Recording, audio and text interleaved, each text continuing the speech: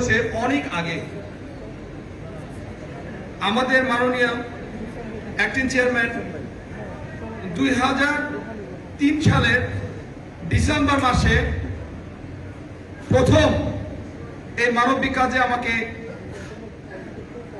জড়িয়ে ফেলে। সেই ঘটনাটি আপনার কাছে তুলে ধরব। আমাদের বিএনপির চেয়ারপারসনের একটি কার্যালয় ছিল বনানীতে 13 নম্বর রোডে। আমি দুপুরে লাঞ্চ করতেছিলাম, হঠাৎ করে তখন তো বাটন ফোন ছিল, এখন অ্যান্ড্রয়েড আইফোন অনেক কিছু নামছে। বাটন ফোনে রিং বেজে উঠলো, দেখলাম আমাদের মাননীয় অ্যাক্টিং চেয়ারম্যান। ফোন রিসিভ করার সঙ্গে সঙ্গে সে বলল, কি করছো, মানে কি করিস তুই, করে বলে কি করিস। তা আমি বললাম যে ভাইয়া আমি তো লাঞ্চ করতেছি। বলছে দৌড় দৌড় দৌড় দৌড়, আমি 11 নম্বর রোডে আছি। আমি তো কোনো মধ্যে হাতটা ধুয়ে দিলাম দৌড়, যে কি এর না কি হয়েছে। যে দেখি উনি শুক্রবারের দিন ছিল, 11 নম্বর রোডে গাড়িটা এক কর্নারে দাঁড় করিয়ে, উনি তখন কিন্তু একটা জিনিস বলি আপনাকে, শেখ হাসিনার পরিবারের একজন কাজের লোকের পর্যন্ত কাজে মনে হয় SSF লাগাইছিল, কিন্তু উনি একা গাড়ি ড্রাইভ করে তখন চলতেন। আমি দেখি 11 নম্বর রোডে, বনানী 11 নম্বর রোডে এক কর্নারে গাড়িটা পার্কিং করে বসে আছে। আমি দৌড় দিয়ে বললাম ভাইয়া কি হয়েছে। দূর থেকে দেখা এলো আমারে যে একটা বৃদ্ধ মহিলা মাটিতে পড়ে আছে, তার একটি ছোট মেয়ে তাকে কোলে করে নিয়ে কান্না করছে, আর বৃদ্ধ মহিলার মুখ দিয়ে একটু একটু করে ব্লাড বের হচ্ছে। আমাকে বললো যে দেখ তো ঘটনা কি। আমি দৌড় দিলাম, তার শুনলাম যে রোগে আক্রান্ত হয়েছে, দিনাজপুরের পার্বতীপুর থেকে এসেছে ওনারা চিকিৎসার জন্য, সুচিকিৎসার জন্য। কিন্তু টাকা পয়সার অভাবে তারা যখন ক্লিনিক হসপিটালে গেছে, তাদেরকে সম্ভবত পয়সার অভাবেই তাদের চিকিৎসকরা তাদের ভর্তি নিচ্ছিল না।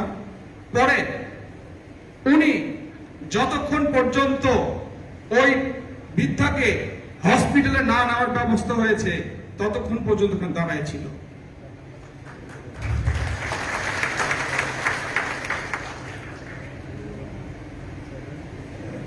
আমাদের মানবিক নেতা তারপরে ক্ষান্ত হয়নি, ওনাকে সুচিকিৎসা করে ওনাকে পার্বতীপুর পাঠিয়ে উনি যেন ভিক্ষাবৃত্তি না করে সেজন্য তাকে একটি দোকান নির্মাণ করে দিয়েছিল, এবং সে দোকান মালামাল বিক্রি করে সে চলেছে। যতদিন পর্যন্ত বেঁচে ছিল, আমার মাধ্যমে এই মানবিক নেতা খোঁজ নিয়েছে, বৃদ্ধকে বেঁচে নাই। আমার এই মানবিক নেতার ইচ্ছা ছিল তার দোকানটি পরিদর্শন করার, কিন্তু হঠাৎ 1/11 আসার পরে সেই ইচ্ছা আমাদের আর পূরণ হয়নি। পরে সেই বৃদ্ধটি মারা গিয়েছে।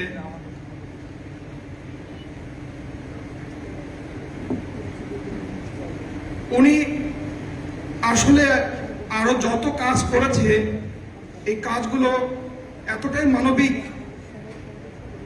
কখনো উনি এগুলো প্রচার করতে দেয়নি, কখনো সংবাদপত্রে এগুলো স্থান পায়নি, কখনো ইলেকট্রনিক মিডিয়া এগুলো স্থান পায়নি।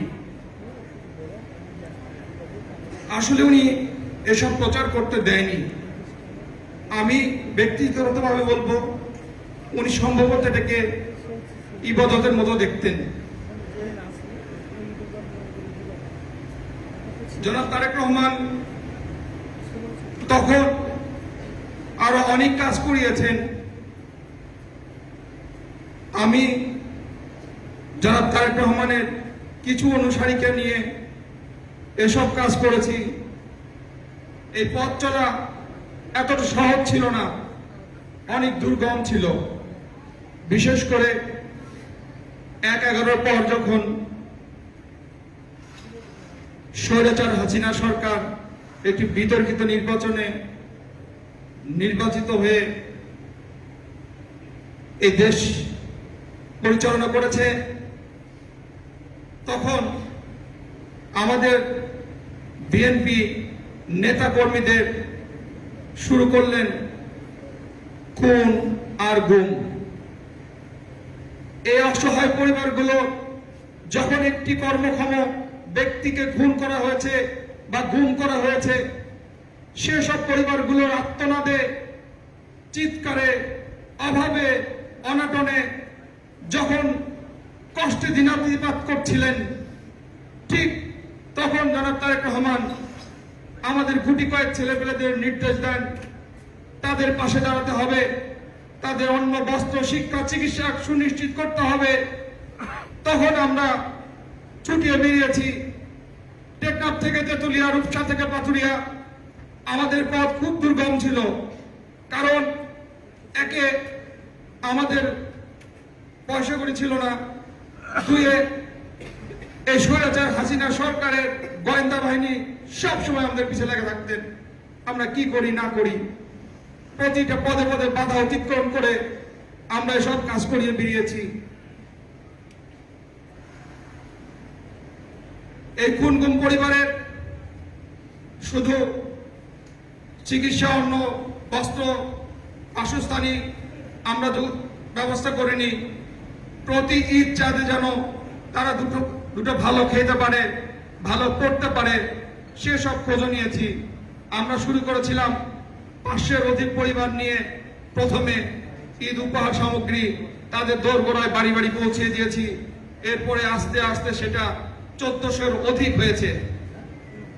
আজ সম্প্রতি হয়ে যাওয়া 24শে আন্দোলনে ছাত্র জনতা যে আন্দোলনে গুলিতে নিহত হয়েছে, পুলিশের গুলিতে নিহত হয়েছে, আহত হয়েছে, আমরা এখন বর্তমানে সেসব পরিবার নিয়ে কাজ করছি। আমরা এ পর্যন্ত বাংলাদেশের ঢাকা মহানগর সহ 28টি জেলার এইসব শহীদ পরিবারের বাড়ি বাড়ি গিয়েছি, খোঁজ নিয়েছি, সামান্য কিছু হেল্প করেছি।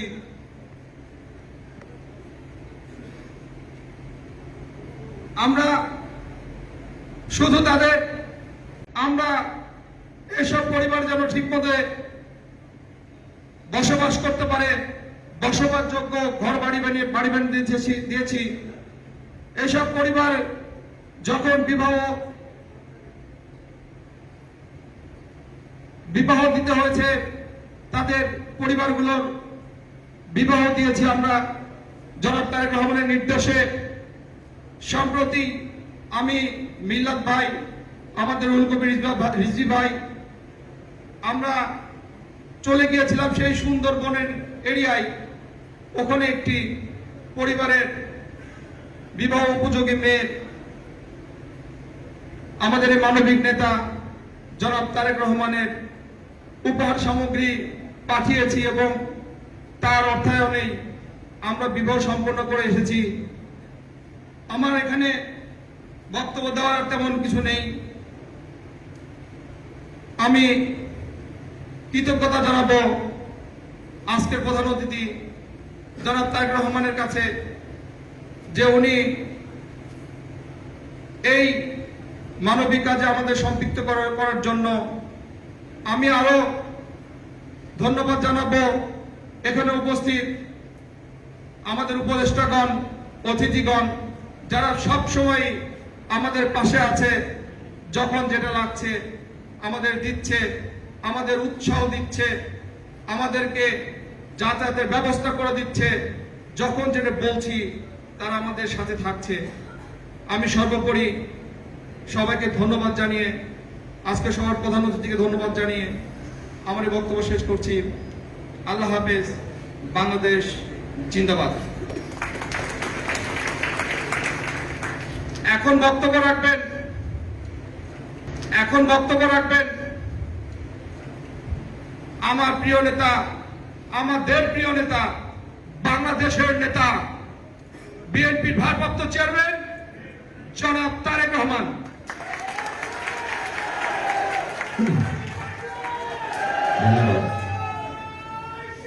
বিসমিল্লাহির রহমানির রহিম। প্লিজ স্লোগান বসতে হবে প্লিজ। বিসমিল্লাহির রহমানির রহিম। আজকের আমরা বিএনপি পরিবার কর্তৃক আয়োজিত আজকের এই অনুষ্ঠানের সম্মানিত সভাপতি, মঞ্চে উপস্থিত জনাব রুহুল কবির রিজভী, উপস্থিত আমরা বিএনপি পরিবারের মঞ্চে উপস্থিত নেতৃবৃন্দ, আমার সামনে উপস্থিত স্বৈরাচার বিরোধী আন্দোলনে আহত সম্মানিত ব্যক্তিবর্গ, উপস্থিত আমন্ত্রিত অতিথিবৃন্দ এবং সাংবাদিক ভাইয়েরা, আসসালামু আলাইকুম। আজকে আমরা এখানে যে একত্রিত হয়েছি, আমরা একত্রিত হওয়ার একটি লক্ষ্য বা মূল লক্ষ্য বা কারণ হচ্ছে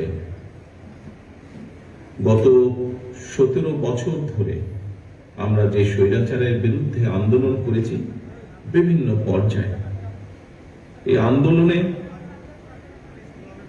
মানুষ তার অধিকার ফিরে পাওয়ার জন্য যে আন্দোলন করেছে, মানুষ তার কথা বলার অধিকার ফিরে পাওয়ার জন্য যে আন্দোলন করেছে, সেই আন্দোলনে যারা বিভিন্নভাবে ক্ষতিগ্রস্ত হয়েছেন, সেরকম কিছু সংখ্যক, খুব অল্প সংখ্যক কয়েকজন মানুষকে পাশে দাঁড়ানোর যে চেষ্টা, যে প্রচেষ্টা আমাদের, তারই অংশ হিসেবে আজকে আমরা এখানে উপস্থিত হয়েছি। প্রিয় উপস্থিতিবৃন্দ, আমাদের আজকের এই প্রচেষ্টা হয়তো খুবই ক্ষুদ্র। বিগত 17 বছরে এই মুহূর্তে দেশ যে স্বৈরাচার মুক্ত, এই পরিস্থিতিটি বা এটি অর্জন করার জন্য সমগ্র বাংলাদেশে দলমত নির্বিশেষে বহু মানুষ, অনেক ক্ষেত্রে রাজনৈতিক কর্মী, অনেক ক্ষেত্রে অরাজনৈতিক কর্মী, কিন্তু দেশপ্রেমিক মানুষ, বহু মানুষ বিভিন্নভাবে ক্ষতিগ্রস্ত হয়েছেন। সকল মানুষকে কতটুকু সাহায্য করা সম্ভব ব্যক্তিগতভাবে আমি জানি না, আমরা হয়তো কেউই জানি না। তবে যে মানুষগুলো ক্ষতিগ্রস্ত হয়েছেন, যারা শহীদ হয়েছেন তারা তো চলে গিয়েছেন, তাদের পরিবার রয়ে গিয়েছে, তাদের পরিবারের সদস্যরা এখনো আছেন। যারা বিভিন্নভাবে আহত হয়েছেন, পঙ্গুত্ব বরণ করেছেন, ক্ষতিগ্রস্ত হয়েছেন শারীরিকভাবে বা অন্যান্যভাবে, তারা সহ শহীদ যারা হয়েছে তাদের পরিবারের পাশে কতটুকু দাঁড়ানো যাবে বলতে পারবো না, কিন্তু আমি মনে করি তারা দেশের জন্য, আমরা যারা আছি আমাদের জন্য তারা যে আত্মত্যাগ করেছেন, আমাদের কর্তব্য, আমাদের দায়িত্ব এই মানুষগুলোর পাশে যতটুকু সম্ভব দাঁড়ানো, যতটুকু সম্ভব সহযোগিতার হাত বাড়িয়ে দিয়ে তাদের পাশে দাঁড়ানো। আমি মনে করি দলমত নির্বিশেষে আমাদের সকলের একটি দায়িত্ব। আমি একটি রাজনৈতিক দলের সদস্য, মঞ্চে যারা বসে আছেন রুহুল কবির রিজভী সাহেব সহ এখানে আরো নেতৃবৃন্দ আছেন, বিএনপির বেশ কয়েকজন নেতৃবৃন্দ আছেন, আমরা সকলে একটি রাজনৈতিক দলের সদস্য, রাজনৈতিক কর্মী। দল হিসাবে আমরা দেশের জন্য, দেশের মানুষের জন্য বিভিন্ন সেক্টর ওয়াইজ আমরা বিভিন্ন পলিসি দিই। জনগণের সমর্থন নিয়ে একটি রাজনৈতিক দল হিসেবে আমরা যখন জনগণের সমর্থন নিয়ে সরকার গঠন করতে সক্ষম হই, তখন সেই পলিসিগুলো যেগুলো আমরা দিই, সেই পলিসিগুলোর মাধ্যমে আমরা দেশের জন্য বা মানুষের জন্য ভালো কিছু করার চেষ্টা করি, বাস্তবায়নের চেষ্টা করি। কিন্তু একজন রাজনৈতিক কর্মীর পাশাপাশি আমি একজন মানুষ, আমরা উপস্থিত প্রত্যেকে এখানে একজন মানুষ, এবং মানুষ হিসাবে আমি মনে করি মানুষ, রাজনীতি আমরা যেমন করি দেশের জন্য, দেশের মানুষের জন্য, ঠিক একজন মানুষ হিসাবেও আমাদের দায়িত্ব, আমাদের যতটুকু অবস্থা আছে, যতটুকু আমরা সক্ষম, তার ভিত্তিতে আমার পাশে যদি কাউকে আমি দেখি, আমার সামনে যদি কাউকে আমি দেখি যেই মানুষটির কোন রকমের সহযোগিতা প্রয়োজন, বিপদে আপদে সাহায্যের প্রয়োজন, তাহলে সেটির জন্য আমাদের এগিয়ে আসা উচিত। শুধু মানুষ নয়, আল্লাহ আমাদেরকে সৃষ্টি করেছেন সৃষ্টির সেরা জীব হিসাবে, এবং সেই জন্যই আমাদের কর্তব্য শুধু যে মানুষের বিপদের পাশে দাঁড়ানো তা নয়, আল্লাহর সৃষ্টি, প্রতিটি সৃষ্টির পাশে আমাদের দাঁড়ানো। সেটি যে কোনো জীবজন্তু হতে পারে, সেটি প্রকৃতি হতে পারে। সেটি গাছপালা হতে পারে। বিনা প্রয়োজনে গাছপালা কাটা যেমন ঠিক না, একইভাবে বিনা কারণে কোনো পশু পাখিকেও আঘাত করা ঠিক না। কোনো পশু পাখিও বিপদে পড়লে, কোনো ক্ষতিগ্রস্ত হলে সেখানে মানুষ হিসাবে, আল্লাহ সৃষ্টির সেরা জীব হিসাবে আমাদের সেখানেও এগিয়ে আসা উচিত বলে আমি মনে করি। প্রিয় উপস্থিতিবৃন্দ, আজকে আমরা কয়েকজনকে বিগত স্বৈরাচার আন্দোলনে কয়েকজনকে যারা মাঠে ছিলেন, এরকম কয়েকজন মানুষকে আমরা সহযোগিতার জন্য চেষ্টা করছি। আমি ব্যক্তিগতভাবে মনে করি যে আমাদের এই চেষ্টাটি শুধু এখানে থেমে থাকলেই হবে না। এখানে আজকে দুজন ব্যক্তি, দুজন তরুণ আমাদের সামনে বক্তব্য দিয়েছে। একজন আলামিন নামে একজন বক্তব্য দিয়েছেন। আলামিন তার বক্তব্যে বলেছে যে ডাক্তার তাকে বলেছে হয়তো আর কিছু করা সম্ভব নয়। তবে আমি এখানেই হাল ছেড়ে দিতে চাই না। আজকে আমরা এখানে হয়তো হুইল চেয়ার দিচ্ছি কারণ তাদের কোনো কারণে তারা পঙ্গুত্ব বরণ করেছেন। সায়েন্স বর্তমানে অনেক দূর এগিয়ে গিয়েছে। আমি দৃঢ়ভাবে বিশ্বাস করতে চাই যে আজ না হলেও কাল, কাল না হলেও পরশু হয়তোবা আমরা এমন কোন চিকিৎসা তাদেরকে দিতে সক্ষম হব যে চিকিৎসার সুবিধার কারণে তারা হয়তো আবার আগের মতন হাঁটতে চলতে ফিরতে পারবেন নিজের পায়ে, আমি এভাবে জিনিসটিকে দেখতে চাই। আমি এভাবে জিনিসটিকে দেখতে চাই। আজকের শুধু এই 10 জন নয়, সারা বাংলাদেশে এরকম বহু মানুষ আছে যারা আত্মত্যাগ করেছেন। কতজনকে আমরা করতে পারবো, সেই চিকিৎসা সুবিধা দিতে পারবো সেটি বলতে পারবো না। তবে থেমে বা বসে থাকলে বোধহয় ঠিক হবে না। যে কয়জনকে আমরা পারি সেই কয়জনের প্রতি আমাদের এগিয়ে আসা উচিত বলে আমি মনে করি। এবং শুধু রাজনৈতিক দল হিসেবে নয়, শুধু একজন ব্যক্তি হিসেবে আমরা নয়, আমি আজকে আহ্বান করব সমাজের প্রতিটি মানুষকে, যাদের যতটুকুই সামর্থ্য আছে, যাদের যতটুকুই সাধ্য আছে, সেই সাধ্য অনুযায়ী তারা যদি এগিয়ে আসেন, আমরা বহু মানুষকে সাহায্য করতে সক্ষম হব। কারণ সমাজ এভাবেই চলে সামনের দিকে, একজনকে আরেকজন সাহায্য করার মাধ্যমেই সমাজ ধীরে ধীরে এগিয়ে যায়। প্রিয় উপস্থিতিবৃন্দ, আমি এখানে আরো দুটি বিষয় একটু উল্লেখ করতে চাই। যে কথাটি আমি, তার মধ্যে একটি কথা আমি অনেক আগে বলেছিলাম, প্রায় 10 বছর আগে আমি বলেছিলাম। বাংলাদেশ জাতীয়তাবাদী দল বিএনপি এক যুগেরও বেশি সময় ধরে বাংলাদেশের জনগণের যে দাবি, বাংলাদেশের জনগণের যে অধিকার ছিনতাই হয়ে গিয়েছিল স্বৈরাচারের দ্বারা, সেই দাবি প্রতিষ্ঠিত করার জন্য, জনগণের সেই অধিকারকে ফিরিয়ে আনার জন্য বাংলাদেশ জাতীয়তাবাদী দলের মূল দল সহ বিভিন্ন অঙ্গ সহযোগী সংগঠনের বহু নেতাকর্মী আত্মহত্যা দিয়েছেন। বহু নেতাকর্মী বিভিন্নভাবে নির্যাতিত, অত্যাচারিত হয়েছেন। এর মধ্যে রিসেন্টলি ছাত্র জনতার অভ্যুত্থানের মাধ্যমে জুলাই আগস্ট মাসেও বহু মানুষ আত্মহত্যা দিয়েছেন, হতাহত হয়েছেন বিভিন্নভাবে। ভবিষ্যতে ইনশাআল্লাহ জনগণের সমর্থন নিয়ে বিএনপি সরকার গঠনে সক্ষম হলে যারা শহীদ হয়েছেন সারা দেশে, স্বৈরাচারকে বিদায় করার জন্য যারা নিজের জীবন উৎসর্গ করেছেন, এরকম প্রতিটি মানুষের নামে বিভিন্ন এলাকায় রাষ্ট্রের যে প্রতিষ্ঠানগুলো তৈরি হবে, এই মানুষগুলো যাতে হারিয়ে না যায়, তাদের নাম যাতে হারিয়ে না যায়, সেজন্য রাষ্ট্রীয় যে সকল প্রতিষ্ঠান বিভিন্ন এলাকায়, সেটি থানা পর্যায়ে হোক, জেলা পর্যায়ে হোক, বিভাগ পর্যায়ে হোক, ঢাকা শহরে হোক, বিভিন্ন স্থানে এই শহীদদের নামে সেই প্রতিষ্ঠানগুলো নামকরণ করার একটি প্রস্তাবনা আমাদের রয়েছে। এবং একই সাথে একটু আগে যে কথাটি বলেছি যে যারা বিভিন্নভাবে ক্ষতিগ্রস্ত হয়েছেন, কতটুকু আমরা পারবো জানি না, তবে আমাদের অবশ্যই প্রচেষ্টা থাকবে যে কয়জন মানুষকে আমরা সহযোগিতার হাত বাড়িয়ে দিলে তারা কিছুটা হলেও সুস্থ হয়ে উঠতে পারবে, সেই প্রচেষ্টা আমরা গ্রহণ করব। যে কয়জন মানুষকে করা সম্ভব সহযোগিতা, এটি একটি। আরেকটি বিষয় আপনাদের সামনে আমি আজকে উল্লেখ করতে চাই। এখানে আমরা মাত্র 10 জন মানুষকে আজকে আমরা হুইল চেয়ার দিচ্ছি। আন্দোলনের বাইরেও বিভিন্নভাবে সামাজিক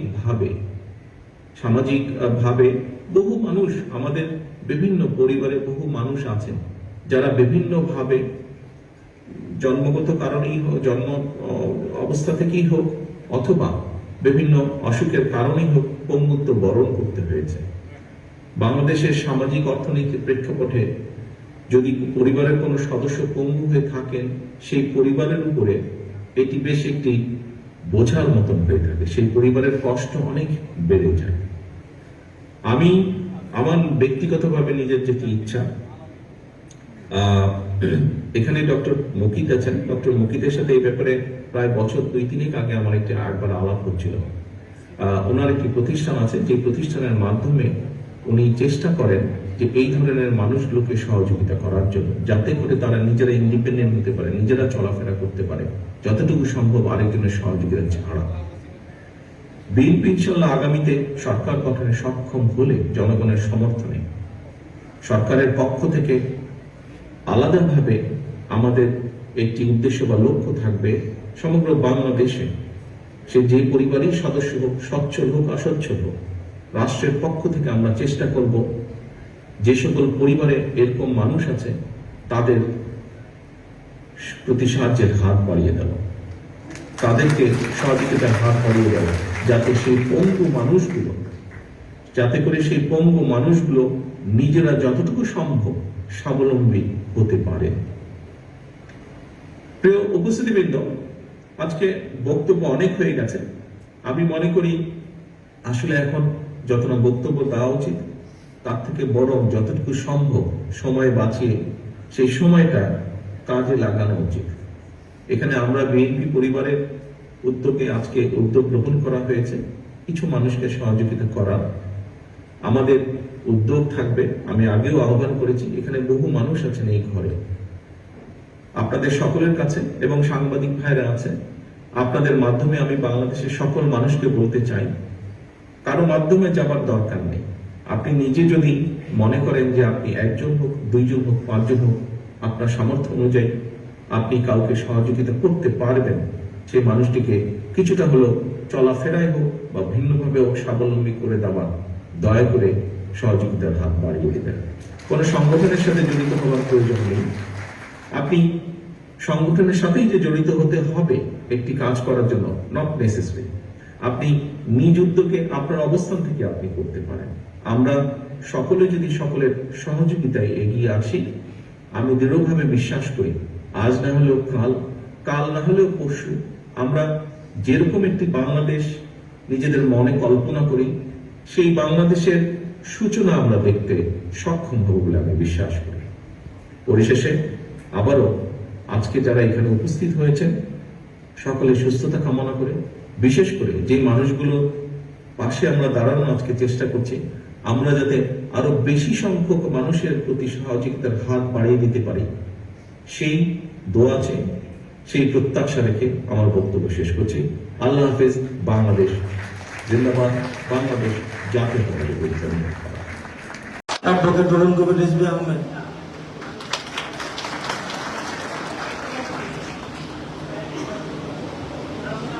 আমরা বিএনপি পরিবারের আহ্বায়ক, আজকের এই সভার সভাপতি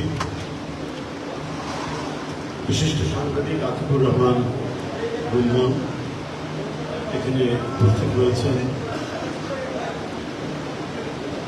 এই মুহূর্তে আর কি বলার আছে, আমাদের যে আন্দোলন গত হয়েছে এবং পুনর্নির্মাণের যে সময় সামনে অপেক্ষা করছে, এই সকল কিছুর যিনি দিশারি ছিলেন ভারপ্রাপ্ত চেয়ারম্যান জনাব তারেক রহমান প্রধান অতিথি হিসাবে উপস্থিত হয়েছে। আমি এই সংগঠনের উপদেষ্টা আমাদের বিএনপির কোষাধ্যক্ষ রাশিদুজ্জামান বিল্লা এখানে উপস্থিত,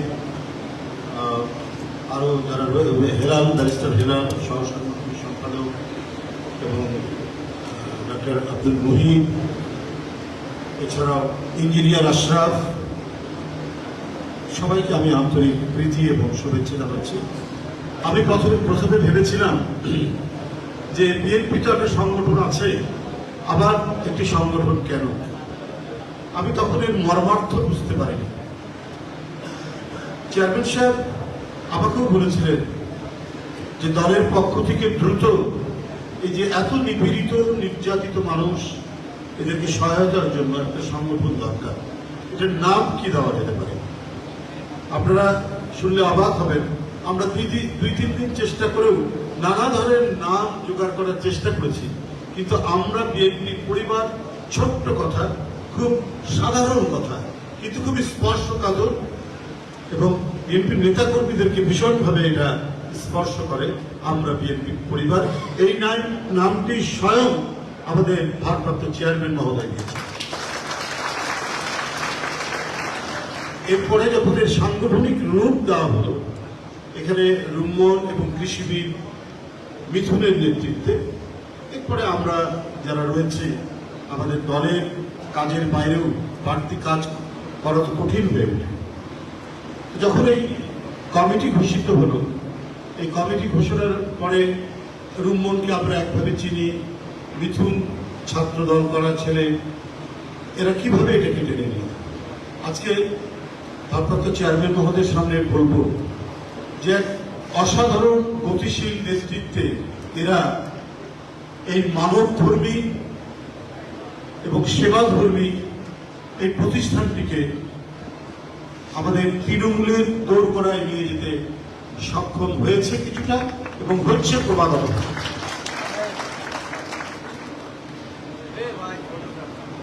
আপনারা জানেন যে মানব সেবার মধ্যে দিয়ে রাজনীতি পৃথিবীর অনেক মহত্তম নেতারাই করেছেন, যে কথাটি এখানে উল্লেখ করেছেন, মিল্লাত ভাই করেছেন, আরো অনেকে করেছেন। এই কাজটি কিন্তু কম কঠিন কাজ নয়, খুবই কঠিন কাজ। রাজনীতি উল্টে দিব, পাল্টে দিব, আমরা কত কথাই বলি, যেটাকে ইংরেজিতে বলা হয় ডেমাগগ, বাতাগত। কিন্তু পৃথিবীর সবচেয়ে মানবতাবাদী এবং দেশ ও জাতির প্রতি অন্তঃপ্রাণ যে সমস্ত নেতৃবৃন্দ রয়েছে, তারা কিন্তু এই মানব সেবার মধ্যে দিয়ে তারা তাদের রাজনীতিকে এগিয়ে নিয়ে গিয়েছে। এর মধ্যে নিঃসন্দেহে আমি স্মরণ করব মহাত্মা গান্ধী, এরপরে নেলসন ম্যান্ডেলা। নেলসন ম্যান্ডেলা কিন্তু খুবই বিপ্লবী ধরনের মানুষ ছিলেন এবং সশস্ত্র সংগ্রামেরও তাদের একটা শাখা ছিল।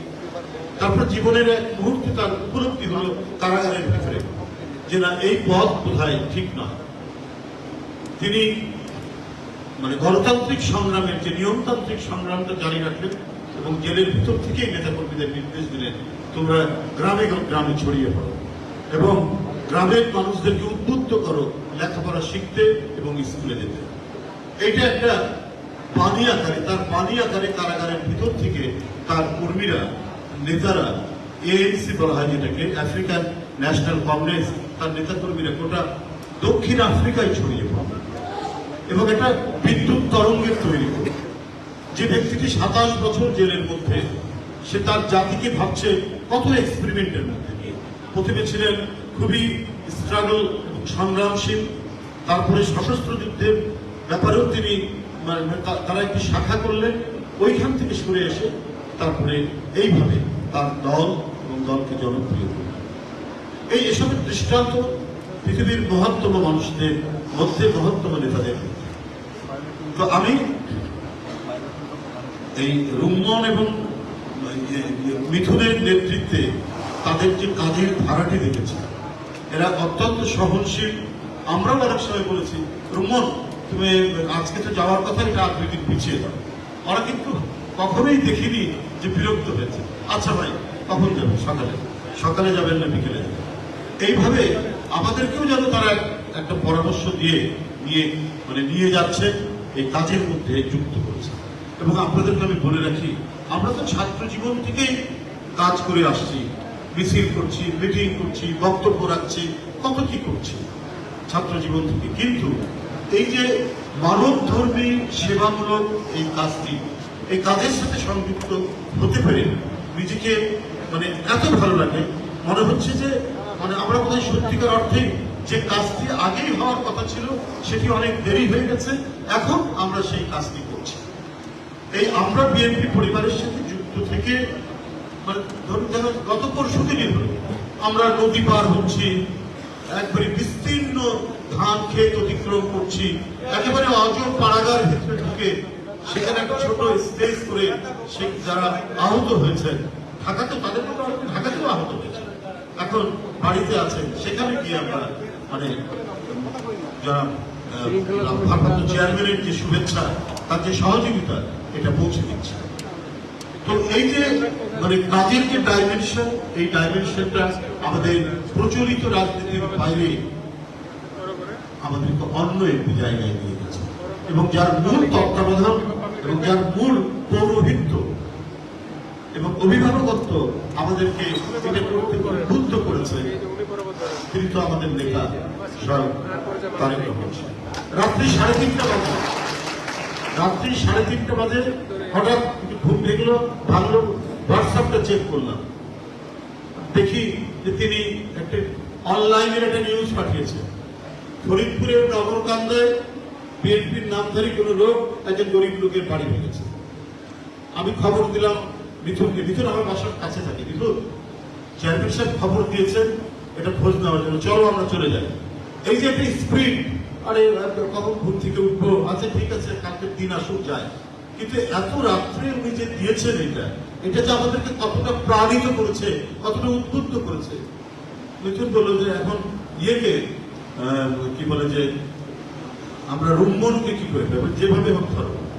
এই ধরুন 8টা 8:30টার মধ্যে আমাদের প্রিপারেশন আমরা গেলাম, এবং এর যে মানে ফলপ্রসূ ফলাফল চিন্তা করতে পারবেন না। ওনার ইনস্ট্রাকশন ছিল যারা এই কাজটি করেছে তাদেরকে এই গরিব মানুষের ঘর বাড়ি ঠিক করতে হবে, এবং আমরা ওইখানে গিয়ে মানে যে সহযোগিতা নিয়ে গিয়েছিলাম চেয়ারম্যানের পক্ষ থেকে দিয়ে আমরা ফিরে আসছি 3 দিনের মধ্যে।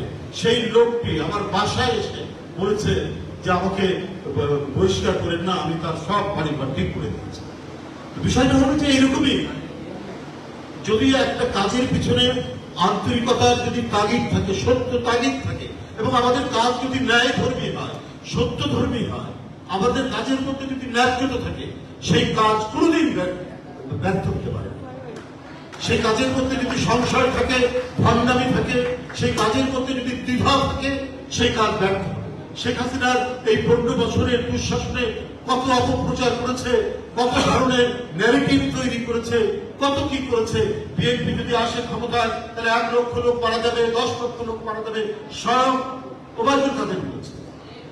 তো কি হলো, একজন লোক মারা গেছে, সেটাও আবার ইন্ডিয়ার মাটিতে, বাংলাদেশে নয়।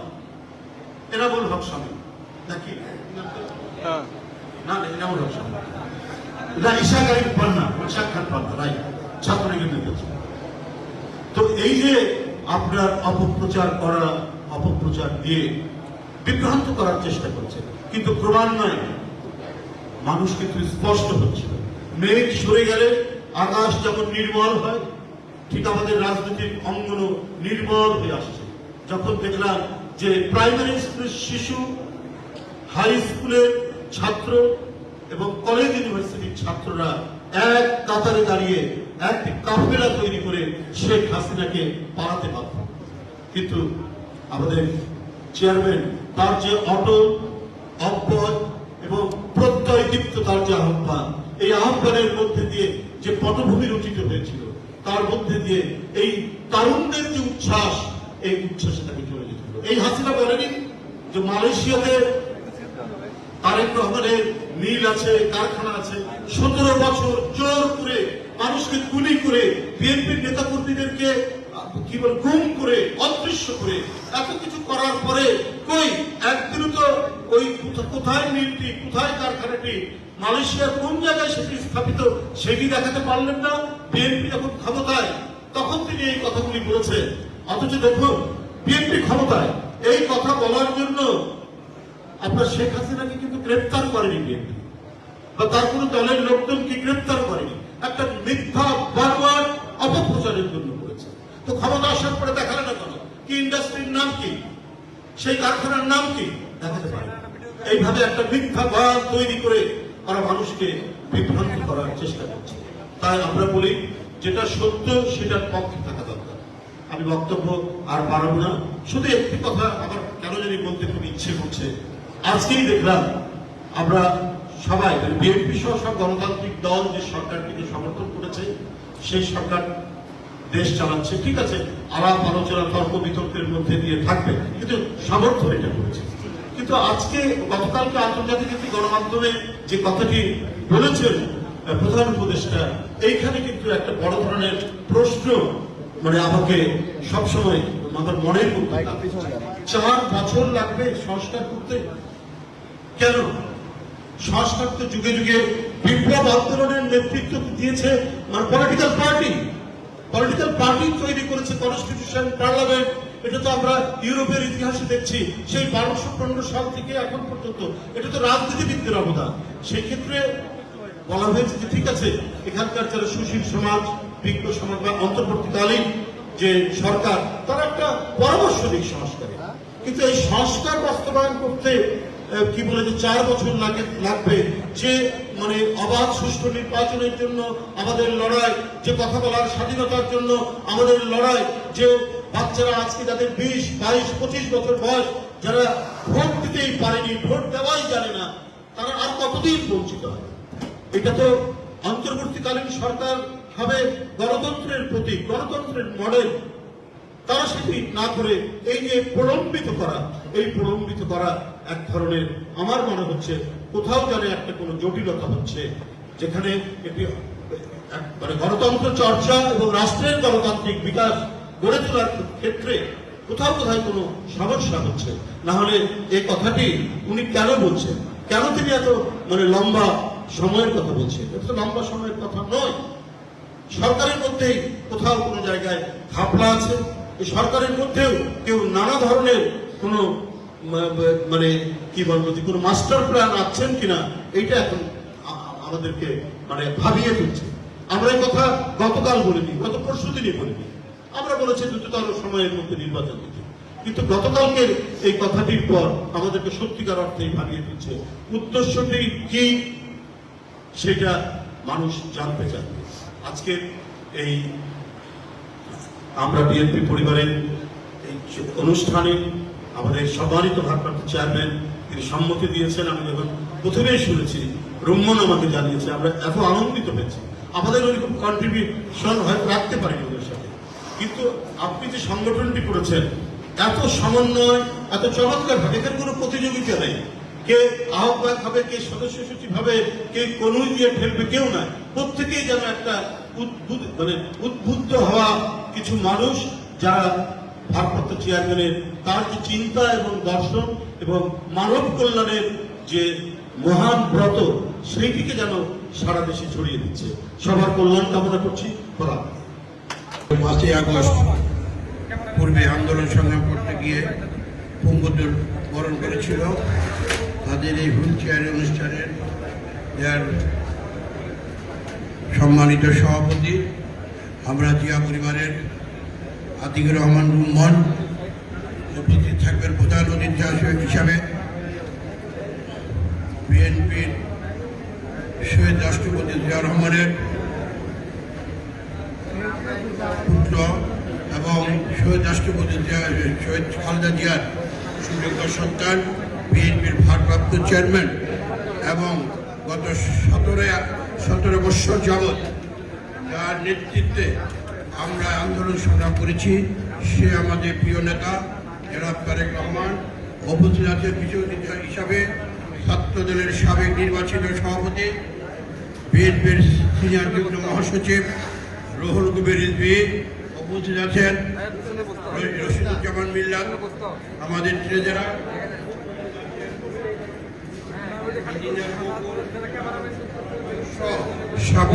ভাই ও বোনেরা, আসসালামু আলাইকুম। বক্তব্য আজকে দেওয়ার কিছু নেই, আমরা শুধু বলবো এখানে যে গত 17 বৎসর আমরা যারা বিএনপি করি, 17 বৎসর আমরা আন্দোলন সংগ্রাম করেছি। সেই আন্দোলন সংগ্রামে আমাদের হিরু ভাই সহ আমাদের প্রায় 5 থেকে 700 লোক গুম করা হয়েছিল, ফেসিবাদ শেখ হাসিনা এবং আমাদের প্রায় অসংখ্য মামলা দিয়েছিল আমাদের অসংখ্য নেতা কর্মীদের বিরুদ্ধে মামলা হামলা করে আমরা টিকে ছিলাম।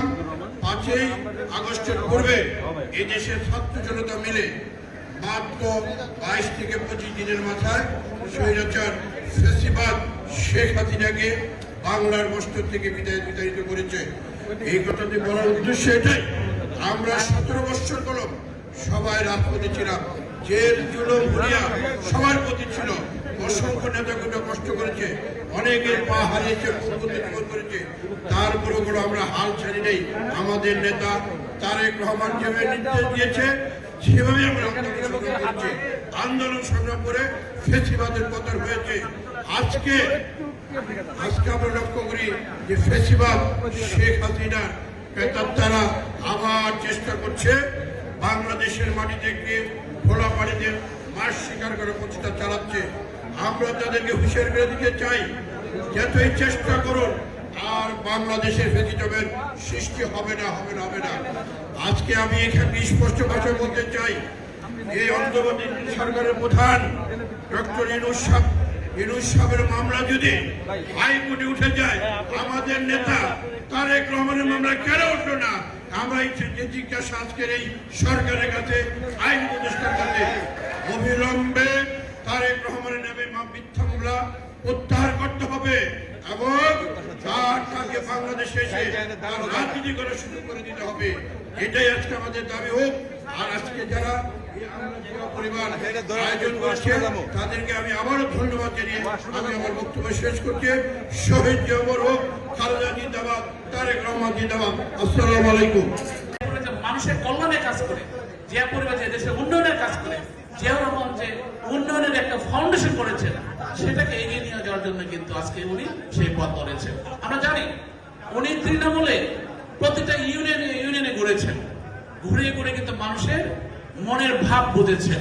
অনেকেরই বাবা মারা গেছে, ঘর নাই, সন্তান বিয়ে দিতে পারছে না, এইসব প্রোগ্রাম দিয়ে যাত্রা শুরু হয়েছিল এবং প্রতিটা এলাকায়, প্রতিটা জেলায় আমরা যখন গিয়েছি আমরা দেখেছি যে মানুষ কতটুকু কষ্ট করে এই বিএনপির পিছনে আছে এবং এই দলের পিছনে ছিল। আর এটার প্রয়োজনীয়তা কত গভীর আসলে উনি উপলব্ধি করতে পেরেছেন বলেই প্যারালালি একটা সংগঠন দাঁড় করিয়ে এটাকে আলাদাভাবে কাজ করার জন্য আমাদেরকে অনুপ্রাণিত করছেন।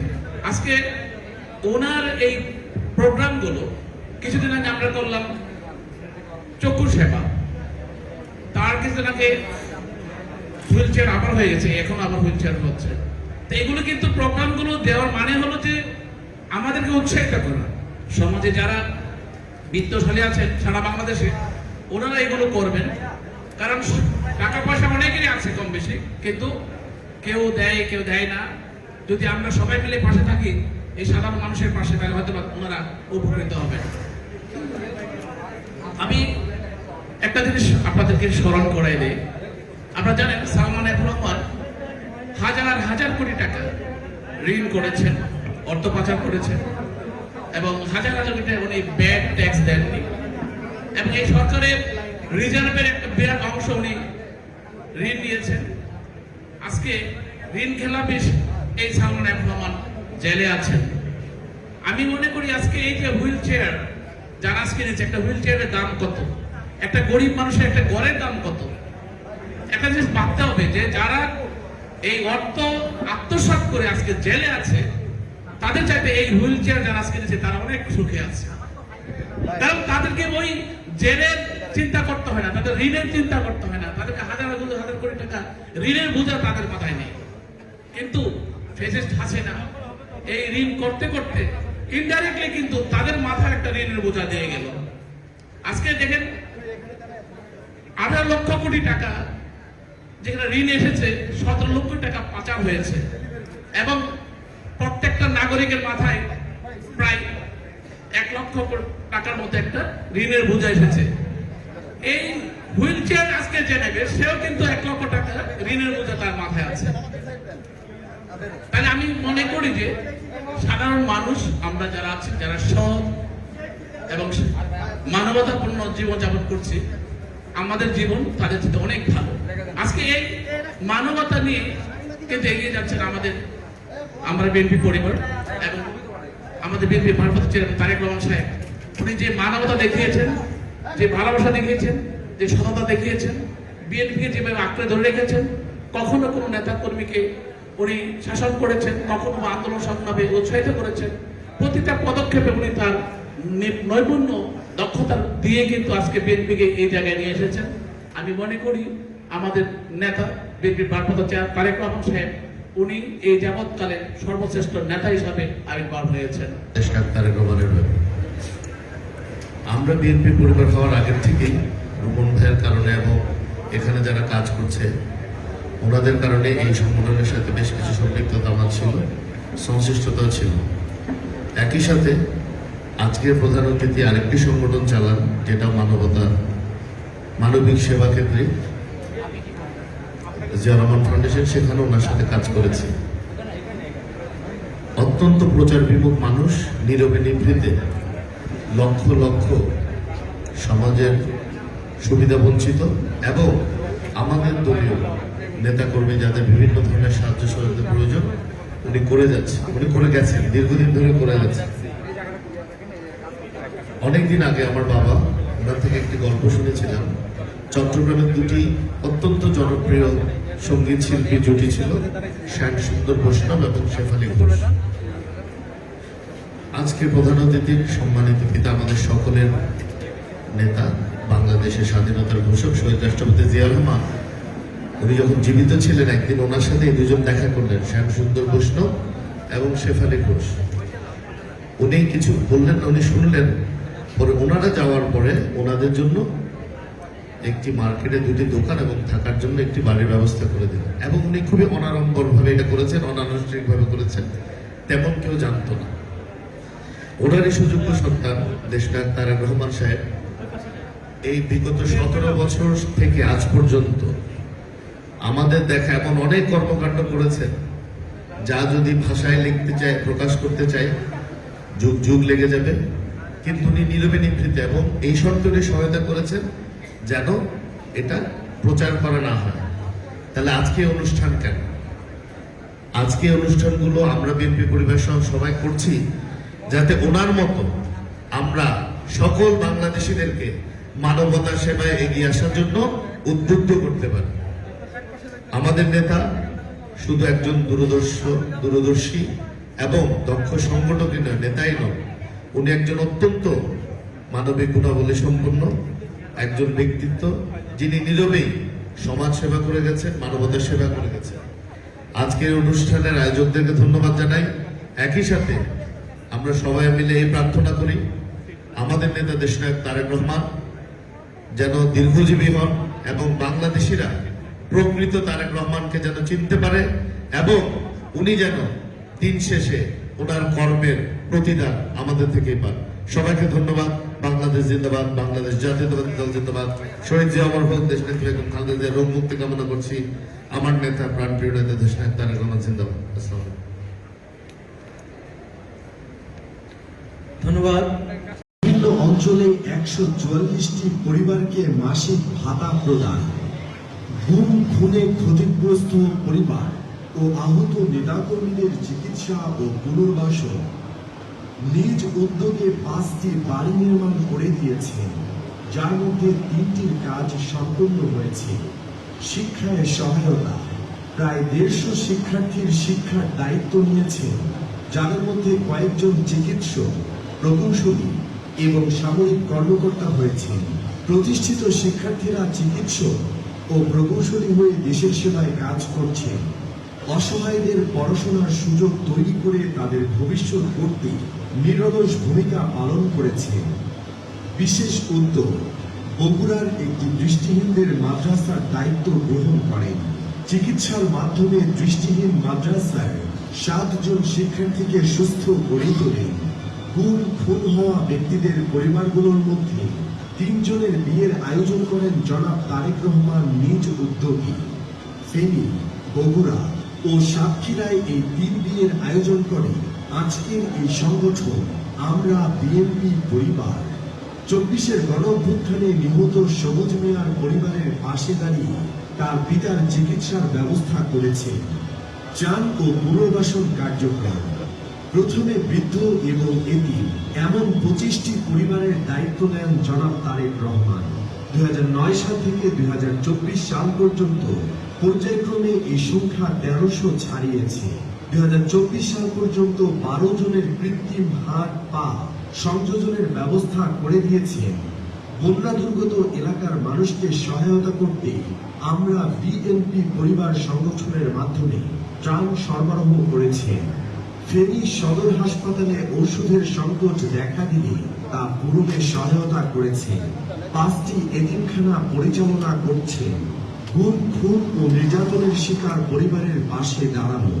24-এর গণ অভ্যুত্থানে জুলাই আগস্টের গণ আন্দোলনে নিহত ও আহতদের মিলিয়ে এ পর্যন্ত 27টি জেলায় 350টি পরিবারের পাশে দাঁড়িয়েছে বিএনপির ভারপ্রাপ্ত চেয়ারম্যান ও আমরা বিএনপির পরিবারের প্রধান পৃষ্ঠপোষক জনাব তারেক রহমান। এ মাসেই আরো 10 জেলায় প্রায় 70টি শহীদ পরিবারের সাথে সাক্ষাৎ ও সহযোগিতা কার্যক্রম প্রক্রিয়াধীন রয়েছে।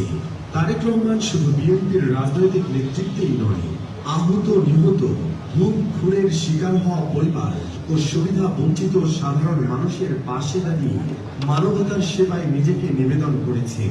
প্রচারের আলো এড়িয়ে তিনি নীরবে দেশ জুড়ে অসংখ্য সেবামূলক কার্যক্রম চালিয়েছেন।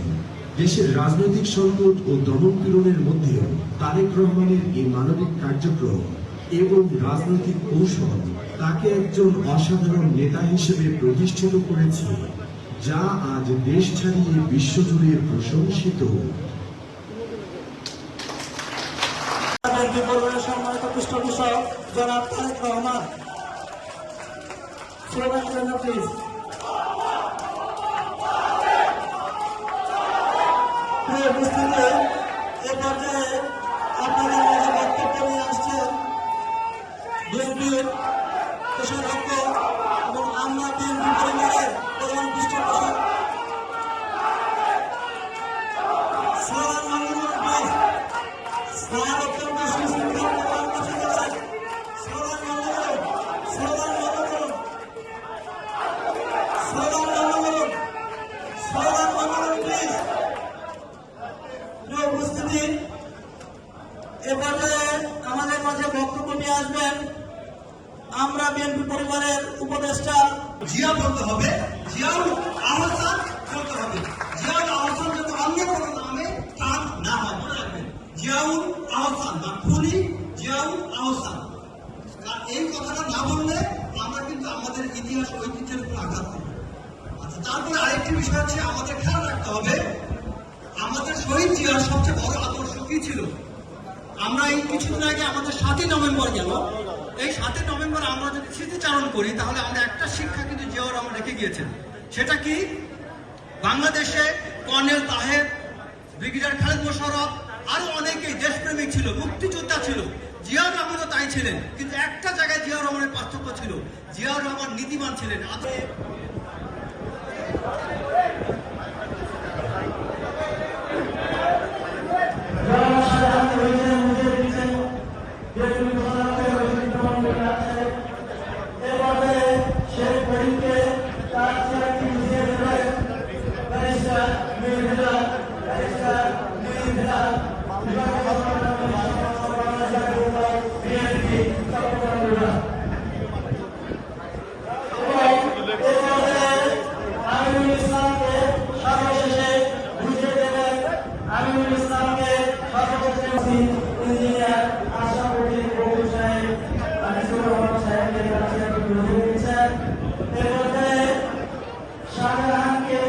শাহজাহানকে তার চেয়ারটি বুঝিয়ে দেবেন। আপনারা